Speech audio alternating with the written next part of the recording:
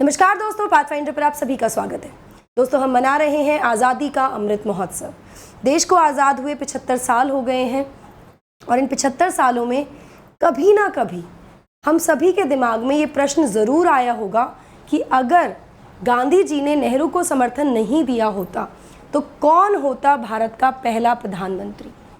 आज के सेशन का मुख्य उद्देश्य नेहरू जी के प्रधानमंत्री बनने के पीछे के कारण को जानना है। क्यों नेहरू पहले प्रधानमंत्री बने हमारे देश के। इस संबंध में there are lot of stories, there are lot of debates, there are lot of discussions. आज के सेशन में हम इतिहास के उन कुछ पन्नों को पलटेंगे और जाकर प्रयास करेंगे इस प्रश्न के उत्तर को खोजने की कि क्या पटेल पहले प्रधानमंत्री बनने चाहिए थे भारत के। चलिए शुरुआत करते हैं सेशन की। सबसे पहले जैसा कि मैंने आपको बताया, बहुत सारी स्टोरीज़ हैं जिसमें कहा गया है कि जो सरदार पटेल को चूज़ किया गया था, was to be chosen actually, उनको चूज़ किया जाना था देश का प्रधानमंत्री बनने के लिए कांग्रेस सेशन में, लेकिन गांधी जी ने इस डिसीजन को ब्लॉक किया और उन्होंने अपना समर्थन दिया नेहरू को, जिसके बाद वो प्रधानमंत्री बने। ऐसा बहुत बार कहा जाता है, मतलब यही सबसे बड़ा एक मुद्दा है जिस पर आज हम बात करने वाले हैं। इस पर बात करने से पहले मैं आपको कुछ फैक्चुअल इन्फॉर्मेशन देती हूँ which is regarding Gandhiji's thought process and Gandhiji's thought about Indian National Congress। तो जैसे जैसे हम आज़ादी की तरफ बढ़ रहे थे, गांधी जी ने इंडियन नेशनल कांग्रेस को लेकर अपनी जो इच्छा शक्ति है, जो इंटेंशंस हैं, उनको क्लियर करते हुए कहा कि आईएनसी का जो गठन 1885 में किया गया था, उसका प्रमुख उद्देश्य या उसका गोल जो था आज़ादी था। मतलब आईएनसी का गठन देश को ब्रिटिश शासन से आज़ाद कराना था। अब जब हम उस तक पहुंच गए हैं, अब जब ये गोल अचीव होने वाला है, अकम्प्लिश होने वाला है, तो इस ऑर्गेनाइजेशन का कोई एग्जिस्टेंशियल पर्पस नहीं है, इसकी कोई आवश्यकता नहीं है। इसके साथ साथ गांधी जी ने प्रपोज किया कि जो भी लीडर्स हैं जो चाहते हैं पब्लिक सर्विस में आना वाया इलेक्टोरल पॉलिटिक्स, उनको अपनी पॉलिटिकल पार्टी बनानी चाहिए और इलेक्शन लड़ना चाहिए। ये बात हम सभी जानते हैं कि ऐसा हुआ नहीं। Eventually, INC was the most important and the biggest political party of independent India also। चलिए इसके साथ अब बैकग्राउंड पे चलते हैं 1946 की। 1946 का समय वो समय है जब ब्रिटिशर्स को कहीं ना कहीं ये पता लग गया था, after second world war, after lot of struggle, constituent assembly के गठन की उन्होंने बात कर ली थी कि अब फाइनल फेजेस में है और उनको विड्रॉ करना है भारत से, यानी कि सत्ता परिवर्तन होनी है अब। तो ये वो समय था जब कांग्रेस के साथ साथ जो भी और पॉलिटिकल पार्टीज थी, उन सभी को इलेक्शन कंटेस्ट करने का एक तरह से कह सकते हैं कि अपॉर्चुनिटी मिली। जो रिजल्ट आने वाला था इलेक्शंस का, उसको एक तरह से जनता की इच्छा माना जा रहा था कि जनता जिस पॉलिटिकल पार्टी को फेवर करेगी उसी को निर्णय लेना होगा या उसी के हाथ में बागडोर होगी भविष्य का भारत बनाने की।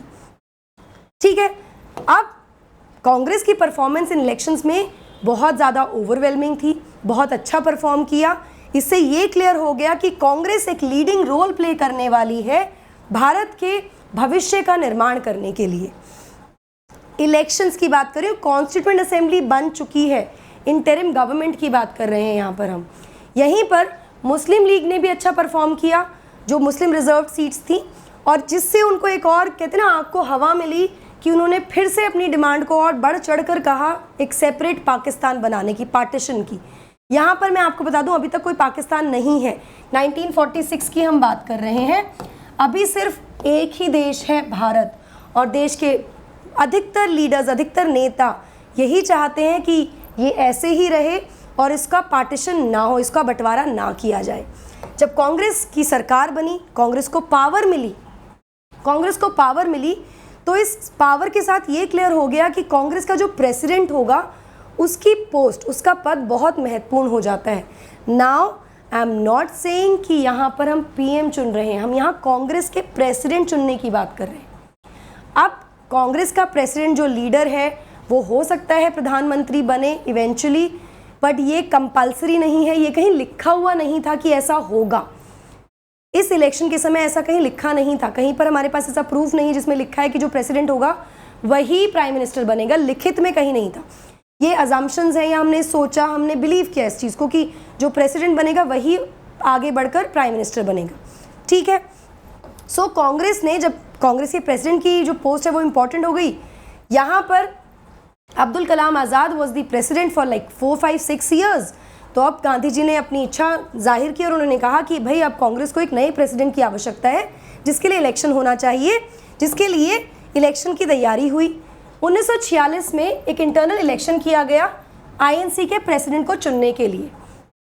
इस इलेक्शन में जो कैंडिडेट्स थे देवर जवाहरलाल नेहरू, आचार्य कृपलानी एंड सरदार पटेल, इन तीनों का नाम रखा गया। आईएनसी की वर्किंग कमेटी और कुछ स्टेट कमिटीज, जिनको पीसीसी भी कहा जाता था, यानी प्रदेश कांग्रेस कमेटी भी कहा जाता था, उन सभी ने अपने नॉमिनेशंस भेजे अपने प्रेफर्ड कैंडिडेट को लेकर।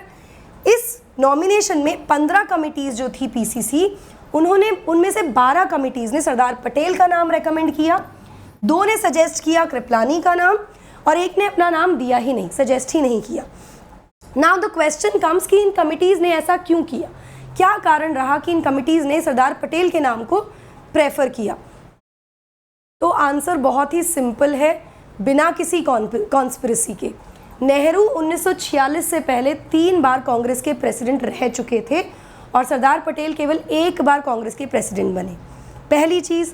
दूसरी चीज़, पटेल 14 साल बड़े थे नेहरू से, तो उनकी जो एक तरह से कह सकते हैं एज की वजह से या उनके स्टेचर की वजह से, क्योंकि वो बड़े थे, कांग्रेस कमिटीज़ ने, जो स्टेट कमिटीज़ थी, उन्होंने कहा, उनको लगता था कि वो ऑनर करना चाहते हैं पटेल को विद दी प्रेसिडेंटशिप, ठीक है, of Congress.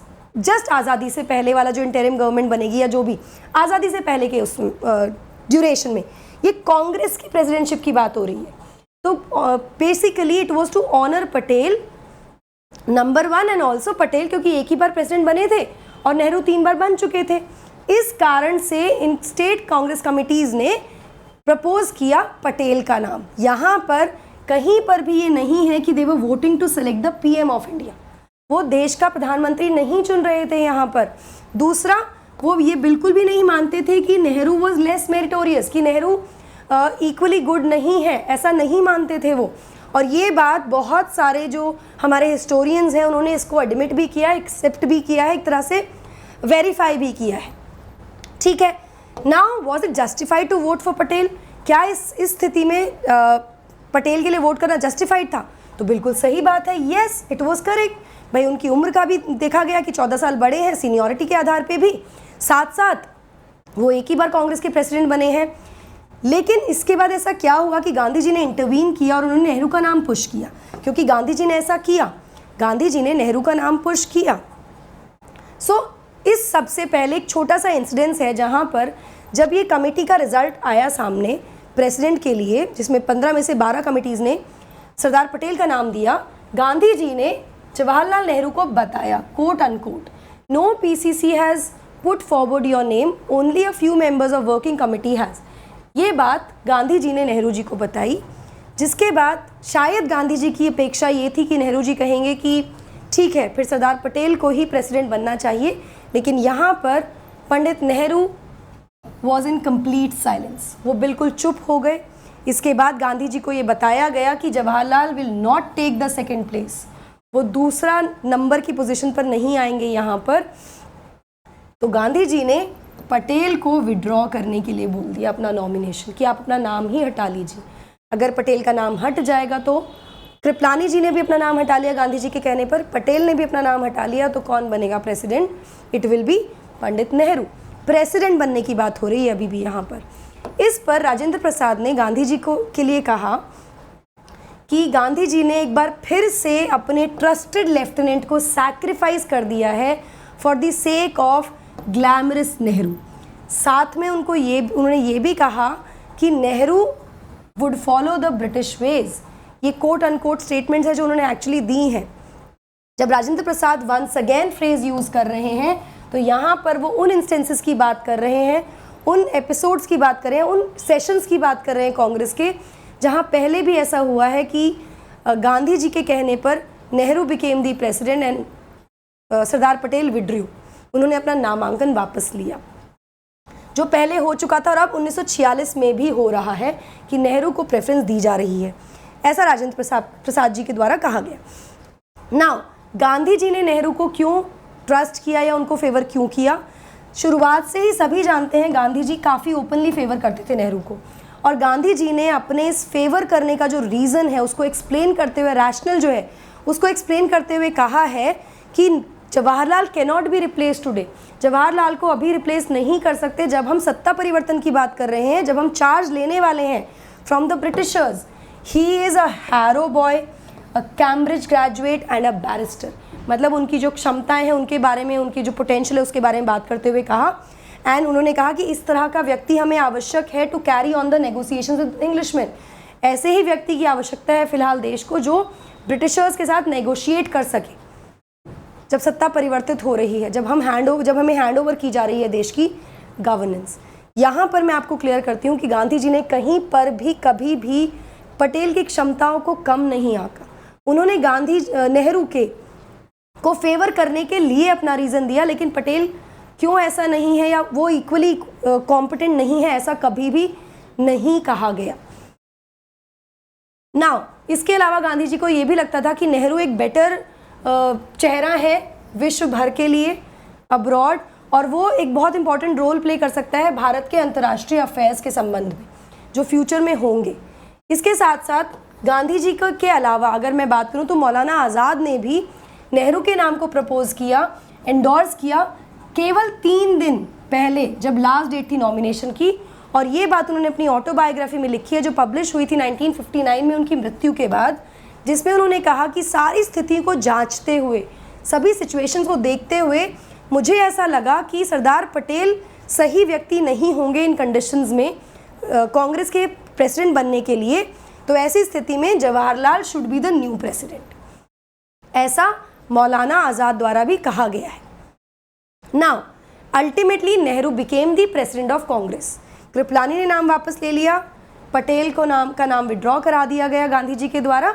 Nehru became the president और इसको पटेल ने हैप्पीली एक्सेप्ट किया। ये पटेल का व्यक्तित्व था, ये सरदार जी का व्यक्तित्व ही ऐसा था। इस संबंध में उनके अर्ली एज का एक किस्सा है जहाँ पर अपने लिए इकट्ठा किया हुआ फंड जिसको लेकर वो पढ़ने जाना चाहते थे लंदन बैरिस्टर बनने के लिए, वो फंड उन्होंने अपने भाई के मांगे जाने पर अपने भाई को दे दिया था। बड़ी मुश्किल से उन्होंने फ़ंड इकट्ठा किया, पासपोर्ट अरेंज किया कि वो जाकर पढ़ना चाहते हैं, बैरिस्टर बनना चाहते हैं। जब विठल भाई पटेल जो कि उनके बड़े भाई थे, उन्होंने कहा कि मेरी भी इच्छा है, तो उन्होंने वो सारा फंड अपने भाई को दिया। तो he was a giver basically. उनके लिए इस तरह की चीज़ें बहुत इममटीरियल थी, मतलब वो मटीरियलिस्टिक चीज़ों में बिल्कुल विश्वास नहीं करते थे, वो पद में विश्वास नहीं करते थे। कहीं ना कहीं उनका जो प्रमुख उद्देश्य था या लाइफ का जो मोटिव था दैट वाज राष्ट्रीय सेवा, सोशल सर्विस, समाज की सेवा, राष्ट्र की सेवा, जिसकी वजह से उन्होंने आसानी से बहुत खुशी से इसको एक्सेप्ट किया। अगर गांधी जी और पटेल की आइडियोलॉजिकल क्लोजनेस की बात करें, आइडियोलॉजिकल थॉट प्रोसेस की बात करें, तो Patel was more closer to Gandhi ji ideologically than Nehru. Nehru को तो गांधी जी का जो आइडिया था विलेज ऑटोनॉमी का, उसमें फेथ ही नहीं था, जो लोकल सेल्फ गवर्नमेंट है। ये कुछ कारण थे और वो गांधी जी को बहुत मानते भी थे। वल्लभ भाई पटेल बारदोली सत्याग्रह के बाद से या उससे पहले से ही गांधी जी, चंपारण हो या बारदोली हो, इन समय से गांधी जी को बहुत ज़्यादा मानते थे। दो उनकी एज में कोई बहुत ज़्यादा डिफरेंस नहीं था, गांधी जी और पटेल की एज में 6 से 7 साल का ही डिफरेंस था सिर्फ, लेकिन फिर भी गांधी जी को एक बड़े स्टेचर पर उन्होंने हमेशा से रखा। चलिए, इसके अलावा एक प्रैक्टिकल रीज़न भी था and that was the age, because Nehru was 14 years younger to 14 साल का डिफरेंस था पटेल और नेहरू की एज में, जिसकी वजह से एक बढ़ती उम्र की वजह से उनकी जो तबीयत थी वो काफ़ी ज़्यादा बिगड़ने लगी थी, ख़राब होने लगी थी। तो ये भी एक कारण माना जाता है जिसकी वजह से पटेल का नाम प्रपोज नहीं किया गया। सो of course Nehru was a leader of charisma, he was a charismatic leader, और पटेल की जो बैड हेल्थ है उसके बावजूद भी he became the home minister and deputy prime minister of India. यहाँ पर एक बहुत इंपॉर्टेंट बात ये है कि वर्ल्ड मीडिया ने हमेशा उस गवर्नमेंट को नेहरू पटेल गवर्नमेंट के नाम से एक्नॉलेज किया, उसको कभी भी नेहरू गवर्नमेंट नहीं कहा गया, which means the two leaders were working together hand in hand to understand Patel's health. Patel की हेल्थ के बारे में जो मैं आपसे बात कर रही हूँ, हमें पता होना चाहिए जब गांधी जी का असैसिनेशन हुआ तो उसके बाद पटेल को हार्ट अटैक हुआ, वो इस दुख को झेल नहीं पाए, वो बहुत ज़्यादा बीमार रहने लगे और कहीं ना कहीं उन्होंने गांधी जी का असैसिनेशन को अपना as a home minister failure की तरह माना भी, जो कि उन्होंने एक्सप्रेस किया है नेहरू को लिखे अपने एक पत्र में भी कि मैं विफल हुआ हूँ एज अ होम मिनिस्टर ना। पटेल और नेहरू जो थे, अकॉर्डिंग टू गांधी जी, एक गाड़ी के दो पहियों की तरह थे। दोनों ही लीडर्स साथ में चल के, उनकी लीडरशिप की आवश्यकता थी हमें उन दिनों में, आज़ाद भारत जब हुआ था या उस समय पर, और दोनों ही कांग्रेस के लीडर्स थे। यहाँ पर दो आइडियोलॉजीज़ हैं जो जिसकी हम बात करते हैं। एक वेस्टर्न फिलोसफिकल थॉट है जो कहता है कि अगर आप मेरे दोस्त नहीं हो आप मेरे दुश्मन हो, अगर लाइट नहीं है तो अंधेरा है। ये फिलोसफिकल जो थॉट है वो एक्सट्रीम है। अब ये क्यों हम डिस्कस करें? Because there have been a lot of conspiracy theories, there lot of apprehensions regarding the enmity between the two leaders, कि जो नेहरू और पटेल हैं उनमें आपस में दुश्मनी। बिल्कुल भी ऐसा नहीं था। वो उनका अगर थॉट प्रोसेस समझना है तो we have to understand the eastern civilisation work in philosophical thought of balance, जहाँ पर ये कहा जाता है कि अगर रोशनी को डिफाइन करना है तो कैसे करेंगे अगर अंधेरा ही नहीं होगा, अगर दोस्ती को डिफाइन करना है तो कैसे करेंगे जब दुश्मनी ही नहीं होगी। तो बेसिकली जो कॉन्फ्लिक्ट्स हैं वो कॉज है को एग्जिस्टेंस का। और इस पॉजिटिव थॉट से पता लगता है कि लोग को एग्जिस्ट करते हैं without always trying to end them. एक दूसरे को ख़त्म किए बिना को एग्जिस्ट कर सकते हैं लोग। अपने एक साथ अपने विचारों में मतभेद हो सकते हैं, मनभेद के बिना, मनभेद के परे काम कर सकते हैं, जो कि ट्रू है in terms of Patel and Nehru here. So Nehru, Patel या गांधी की अगर मैं बात करूं तो तीनों ही एक तरह से बैलेंस हैं of the eastern philosophical thought. They easily tell their differences with each other. वो शेयर करते थे और उसके बाद भी वो आपस में एक दूसरे को रिस्पेक्ट करते थे। अगर मैं इस डिफरेंस की बात करूं तो एक बहुत इंपॉर्टेंट इंस्टेंस है जहां पर आप में से बहुत लोगों को पता भी होगा कि initially Pandit ji wanted Kashmir to be a part of India, क्योंकि कश्मीर वाज अंडर राजा हरी सिंह और हमारा जो पूरा सिस्टम था 1947 का जो एक्ट था उसमें था कि आपकी चॉइस है ना प्रिंसली स्टेट्स की, कि आप मर्ज करना चाहते हैं भारत में नहीं। तो आउट ऑफ कुछ जो स्टेट्स थे, कुछ जो प्रिंसली स्टेट्स थे जो नहीं चाहते थे, उसमें कश्मीर भी वॉज वन ऑफ देम। तो Pandit ji wanted Kashmir to be a part of India and military वहाँ भेज के सपोर्ट करना राजा हरी सिंह को एंड ऑल दैट। वहाँ पर अगर मैं बताऊँ तो initially Patel was not in favour of Kashmir being part of India for the simple reason of two nation theory, जिसके ऊपर पार्टीशन हुआ था, जिसमें कहा गया था जो मुस्लिम बहुल्य राष्ट्र जो एरियाज़ हैं वो पाकिस्तान का हिस्सा होंगे। तो दो Kashmir was ruled by a Hindu ruler that time, लेकिन वहाँ पर जो मेजॉरिटी पॉपुलेशन थी वॉज मुस्लिम दैट टाइम। ठीक है, वो अलग बात है कि Hari Singh did not want to be a part of Pakistan और इंडिया दैट वेज। यहाँ पे एक माउंट बेटन का परसेप्ट भी है जिसमें माउंट बेटन ने हरी सिंह से बात की है। एक पूरा एक डायलॉग है उनके बीच में जहाँ पे वो माउंट बेटन ने उनको बताया है कि आपकी इच्छा है, आप किसके साथ जुड़ना चाहते हैं, किसके साथ जाना चाहते हैं। अगर आप पाकिस्तान के साथ जाना चाहते हैं तो कोई दिक्कत की बात नहीं है, it will be taken care of because Patel has assured this to me. ऐसा एक इंस्टेंस है। चलिए खैर कोई बात नहीं। माई पॉइंट इज़ कि अगर डिफरेंसेस भी हैं उसके बाद भी को एग्जिस्टेंस होना पॉसिबल है, और ज़रूरी नहीं है कि मतभेद होगा तो मनभेद भी होगा। They were two very very important pillars of our independent India. आज़ाद भारत को यूनाइटेड इंडिया बनाने में अगर हम पटेल का कंट्रीब्यूशन की बात, सरदार पटेल की कंट्रीब्यूशन की बात करें तो उसको हम बिल्कुल भी डिनाई नहीं कर सकते। Eventually he was the one जिन्होंने अपनी with the process of carrot and stick Bharat को एक यूनाइटेड राष्ट्र बनाया। तो रीज़न बहुत सिंपल थे।